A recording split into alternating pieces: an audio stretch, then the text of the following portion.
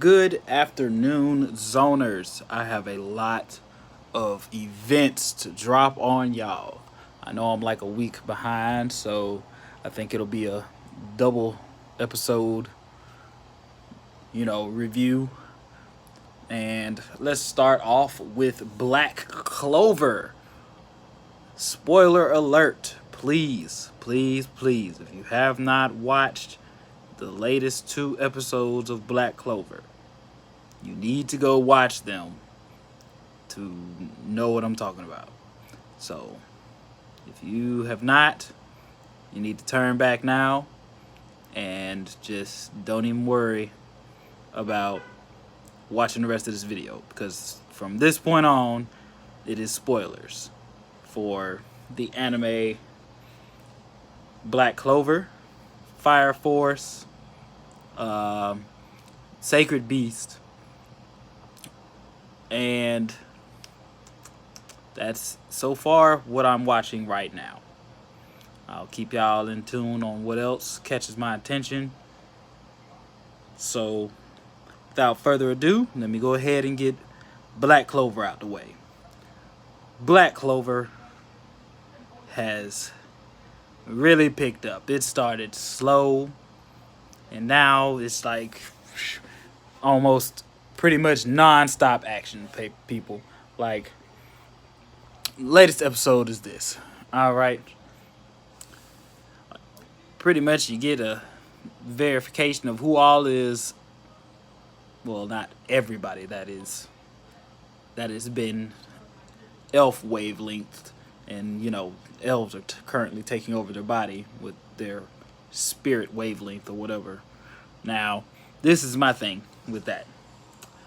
Okay, Captain Yami, he lost. Well, I ain't gonna say he lost. It was pretty much a stalemate, and against the Rose captain of the Blue Roses, Charlotte. It was pretty much a stalemate. Uh, he was lugging around the Wizard King's body, which I have a theory on that. Which,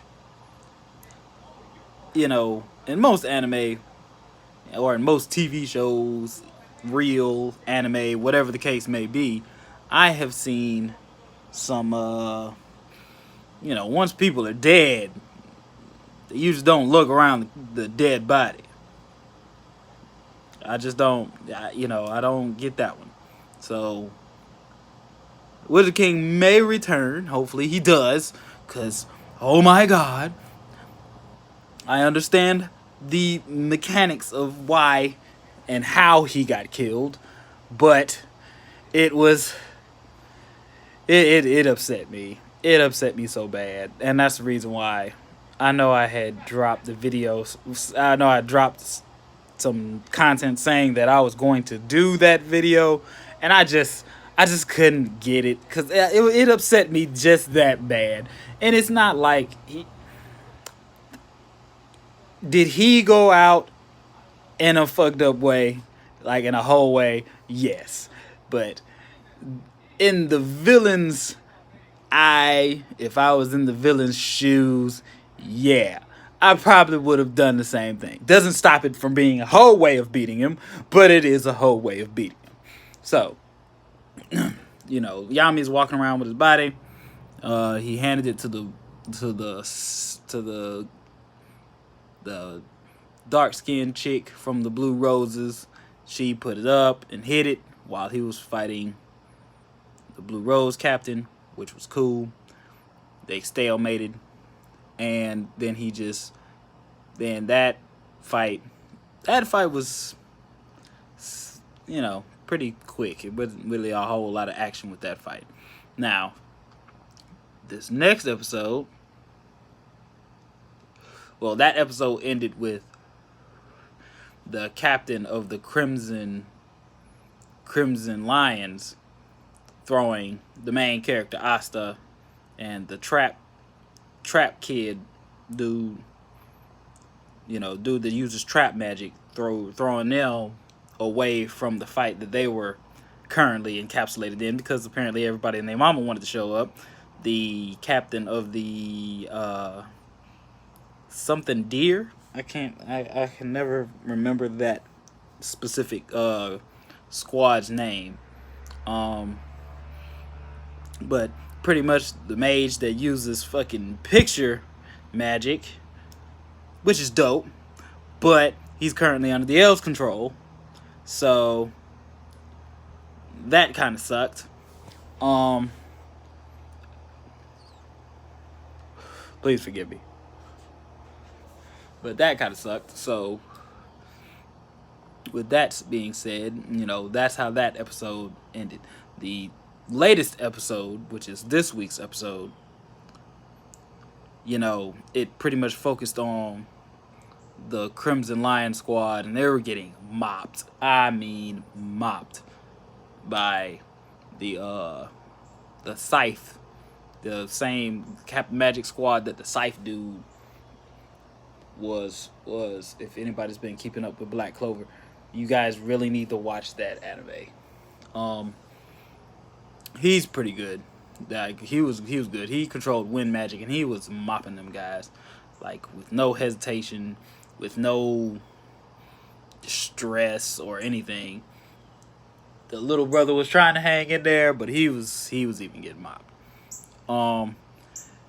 So I guess due to all the fighting that was going on outside of the Crimson Lion's headquarters, his brother woke up. His brother's been knocked out since, like, almost the beginning of the season. He's been gone, like, missing an arm and everything. The Eye of the Midnight Sun leader chopped his arm off and fucking fucked him up. Like, he was done. He's out of here.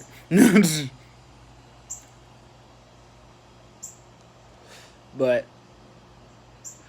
the thing that got interesting was the salamander apparently chose him, which is a spirit, which is a form of spirit magic. Spirit magic bonded with him, which the spirit salamander went to him, woke him up out of his sleep, and now he's about all that action, and he mopped the dude that was just smashing his entire freaking squad. And when I say mopped, I mean he incinerated this guy. Then turned around and locked him in a flame prison and kept him there, and just is keeping him there until they figure out how to undo this freaking, elf magic crap. So, that was cool. I'm glad he's awake, because that man is a beast. He is dope. So now, Fire Force. Oh my goodness. Fire Force. Fire Force has been, like I said, it took a little soft turn. I think I reviewed that one on my last video. It took a little soft turn. The latest episode of Fire Force, they are now infiltrating the first division Fire Force to, figure out the spontaneous combustion, human spontaneous combustion, and they are, man, the first jurisdiction Fire Force, they ain't nothing to play with. First of all, Shinra, main character. This man, right out the gate, once he goes on a little undercover where apparently there's a way for other Fire Force members, the rookies, like the first year Fire Force members, to go to other jurisdictions and learn from them and stuff like that. So they're using them to investigate the first division, because apparently all of the spontaneous combustions have been happening in the first division. Well, in the first division's jurisdiction. So they sent them to the first division's jurisdiction to find that out. So with that being said, soon as Shinra gets there, he already wants the man off top. Hey, you're the captain, right? Yeah, I'm the captain. You were there when, he was there when, Shinra power awakened and shit like that, and his house burnt down and killed his mom and brother. So he's like, hey, you know what the fuck happened, so you right here. I won't smoke. And if I beat you, you gotta answer my goddamn questions.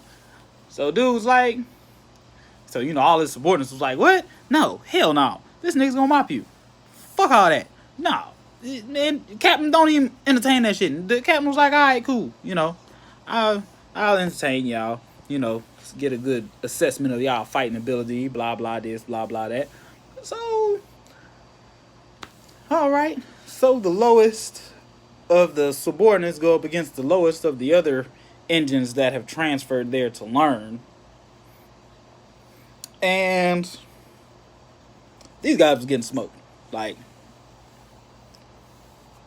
it was completely crazy. Like the second, and then there was this one dude. He can transfer the sound of fire, I guess, and it goes into his instrument because he's a weird guy. He's got a whole instrument and stuff. It goes into his instrument, and he can transfer it from his bell and from the musical instrument that actually absorbs the sound. I think it was like a tuba or something, but it was like it absorbed the sound. He used the bell to create more sound, and suddenly it extinguished flames and turned it into ice. What the fuck is up with that? Like, that shit is cool when you think about it. So,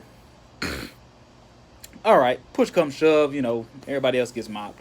And, the many years that I've watched anime and I see the main character go up against a head dude, and true, I've seen the main character do some cool shit, but, when you go over against someone that's higher ranked than you, true, that does not always mean that they're stronger than you.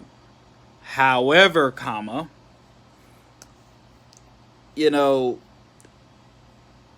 it's just there's just some things where you see it and you're like, I know where this is going, and I want you to win because I want you to know what the hell is going on with your situation and shit. But at the same time, I know you're not gonna win because this man is completely calm. He's not pressed. He's not he's not moving. He's using the littlest amount of effort possible. Dude's not even like he's shrugging shit off. Like Shinra's homeboy, Excalibur. Dude has a plasma cutter. That shit cuts through steel, and he's wearing it around like a sword. He's pretty skilled at it too. This dude went to cut this man, and he stopped it with his hand. Knife hand, just like this. Just beep. Your flames cannot cut me. Instantly shut it down. Dude didn't even want to fight no more. Shinra, being Shinra, came with the shit. He piecing his ass up with his fire feet. Boop, boop, boop, boop, boop, boop, boop. He even used his explosive feat that we saw at the very first episode that puts a hole in one of the infernals. And I mean put a hole in that motherfucker, and the fight was over. That one move. Fight was over. Alright. So he uses that on the captain, and the captain is standing there unfazed. Nothing. And I mean nothing. He defeated Shinra by merely taking one step towards him. Somehow the knockback hit him in the stomach, sent him flying into a wall, and he was done.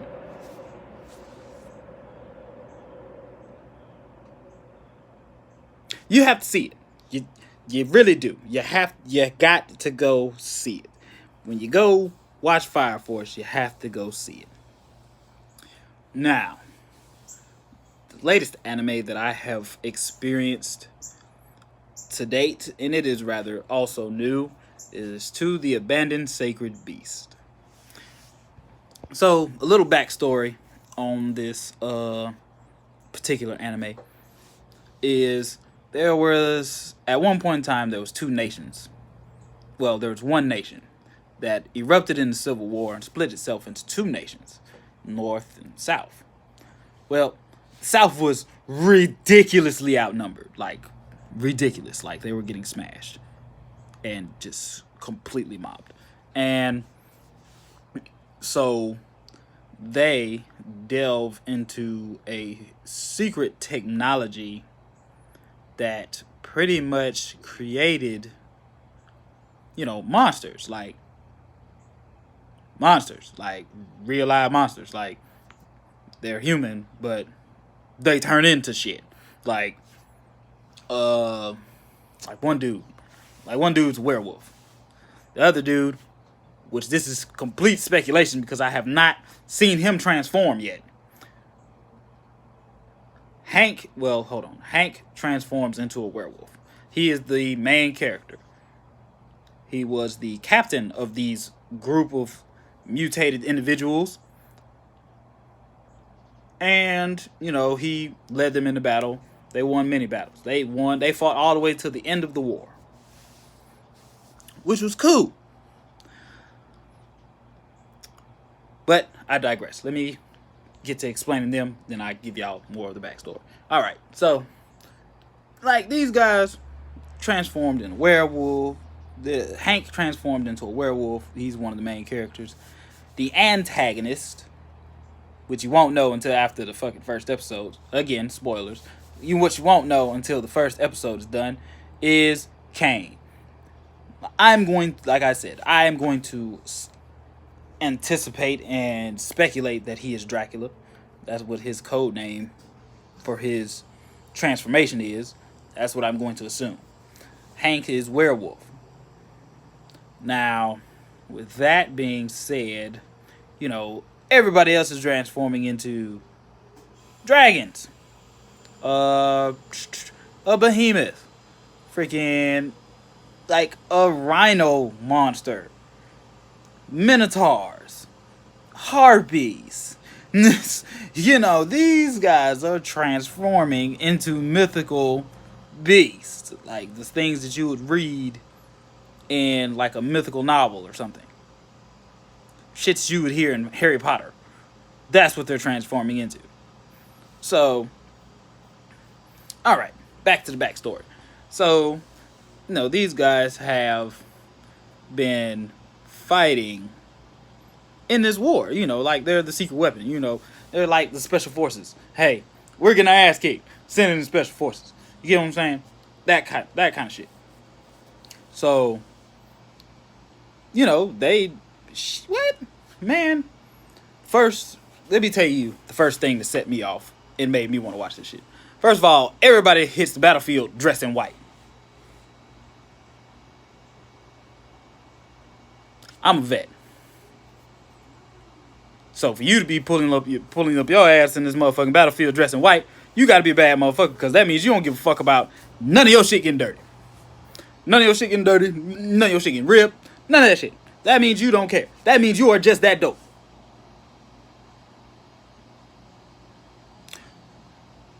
Another thing that set me off, I was like, oh, damn, these motherfuckers dressed in white? Shit, they must be dope. And y'all just walking through this automatic gunfire that's going on around y'all. Cannonballs getting shot at y'all and shit. Y'all just walking through the shit. Not even caring. Not a care in the world. Got a whole flag and everything. Y'all just a platoon. Just walking up here. Like it's just a Sunday stroll. Gun, bullets flying past your head. Cannons hitting motherfuckers and shit. You just not even bothered. Not even fazed by it. And, there was this guy. He got glasses just like me. All I see dude is literally do this. And next thing you know, he transforms into a fucking dragon. What the fuck? Like, oh my god. Dude, like, transforms into a clear fucking dragon. And, these guys couldn't even get through the fortress that they were attacking until he turned into a dragon and blew the fucking wall up. And that's when everybody else decided that's when everybody else was transforming, and next thing you know, shit, motherfuckers started dying, and holy shit, we've conquered this motherfucking fortress in, I want to say, about 10 minutes, 15 tops. I mean, come on, it was awesome. It was an unbelievable episode. I have unfortunately gotten like 7 episodes in, but so far I am really liking it. Pretty much the back, like I said, let me continue with the backstory.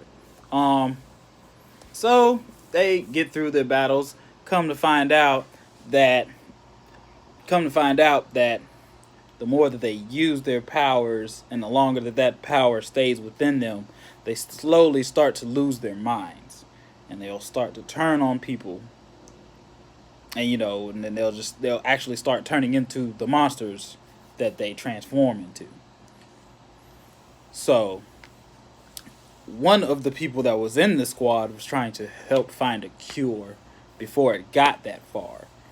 And I want to say a good bit of time had passed, and she was slowly losing hope in that fact. So the war was drawing to a close, and they were at their last battle. Like, the battle hasn't even started yet. They were just there. They just got there, and they were finna take their last battle to, completely end this war. Just for the love interest of the main character, well, the love interest at that time, for the main character to tell Hank, the main character, the protagonist, that I can't find a cure for this. And the war, well, what she dropped on him first was, the war is about to be over. They're drawing up a peace treaty. And with that peace treaty, everybody, peace will finally be here. And unfortunately, there will be no peace for us. And Hank's like, what? What the fuck are you talking about? What? Oh, shit, what you mean? Wait. First of all, you dropped on me that there's going to be peace. And what the fuck do you mean there's not going to be peace for us? What? How? And that shit kind of, the bomb dropped on him, and he was like, what? What you mean there's no peace for us? Next thing you know, she turns around and shoots him. Okay. Which upset me. Because at this point, I'm like, I just said a whole bunch of dope things about this anime. What? What? And so, all right. So he's slowly, what I was assuming, dying. And, that's when she was telling him that there's going to be no place for us in that peace due to the fact that I cannot find this cure, and our people will slowly go mad and crazy, and we will be a hindrance to that peace. I understood it. Did I agree with it? No. But I understood it. I didn't like it, but I did understand it. She was like, all right, I had to, kill you first because you would stop me from, killing everybody. And I was like, all right, okay. So she turns around. Next thing you know, dude's like, right-hand man is right behind her. And she's like, well, hey, I made these bullets to, these specialized bullets to kill our kind. And, after we get done killing everybody, there will be bullets for both of us. And he was like, no, there won't be. Turns around and shoots her. And I was like, how the hell do you double cross the double crosser? What kind of shit is this? Wow, this shit went completely fucking left. Wow. How do you take 2 lefts? So, all right. It amazed me. It shocked me, and it it stirred me up. And it also stirred up the main character, who, again, is bleeding to death because of the first double cross. But the second double cross killed her. She was dead. It's not like it's not like she's doing the same thing he's doing. No, she's dead. That she was gone. That was over with. Okay, so just for apparently the northern, excuse me, it's just for the northern government official who apparently still works for the now unified government to come across the scene, pick him up, get him back to, get him healthy, and to inform him that his entire squad was released, back to their homes or whatever they wanted to do by his second in command. He just told him, go home, go, you're free. Go do whatever you want to do. So, again, remind you that they did not know. Well, they knew that they would slowly become crazy and thrown off, but they did not know. You get what I'm saying? They didn't. I don't think they really understood the gravity of it, and they made a vow to themselves before all of this happened. I'm sorry, I kind of skipped over that part. Before all of this happened, one of them ended up going crazy mid-battle. Like, he just went fucking nuts so crazy, and they had to kill him. And the crazy thing is, see, the magic, the beast, I'm gonna call them Beast Squad. The Beast Squad didn't kill him. The Beast Squad didn't kill him. It was regular old soldiers that killed him. So the captain, Hank, again, the protagonist, Hank, was like, look, man, if anybody else goes off like that, we need to make sure that it's us that kill him. Because we have the power to do so. And it should be us. It should be one of us. It should be somebody in this team, in this squad, to kill one of us if we were ever to go off the Richter scale. And I understood that. That was honorable to me. Now, some people it might not be, but to me that was honorable. It was very honorable. Because,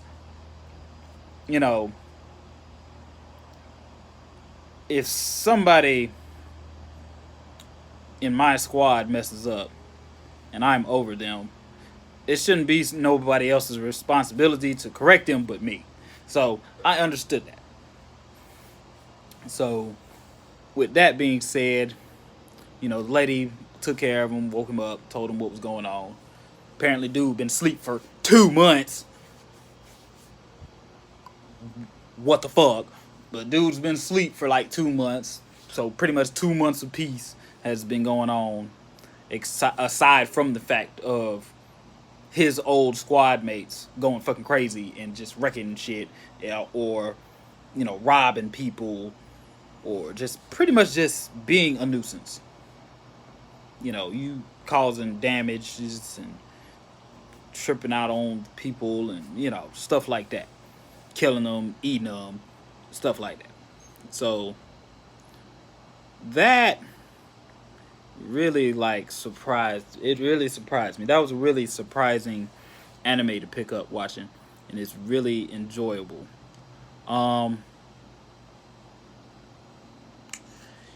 sign of the dude's right hand man, Hank's old right hand man. There's no sign of him yet, but he's got a lot of beef there. There's a lot of beef there. Of the double cross. There's a lot of beef there. So, all right. So far, that's my catch up on all of the anime videos that I'm currently watching. Please leave a like, subscribe, and comment. For all you new people that have clicked on my video, I really do appreciate y'all. I really do enjoy the views. I'm not supposed to check it daily. My wife tells me not to check it daily, but I check it daily because I like seeing you guys enjoy my videos. I'm doing this for you guys. I'm not doing this for myself. And I really like the fact that I'm I'm giving happiness and joy to a couple of y'all. So please, yes, like, subscribe, comment, hit the notification bell so y'all will know when I drop a video instantly, and I'll try and keep y'all as entertained as humanly possible. So without further ado, to all my future, hopefully future new subscribers, and to my ongoing subscribers who do watch my videos and like and comment, I appreciate y'all too. So please keep it going. See you guys next time. And that is how it's done, ladies and gentlemen.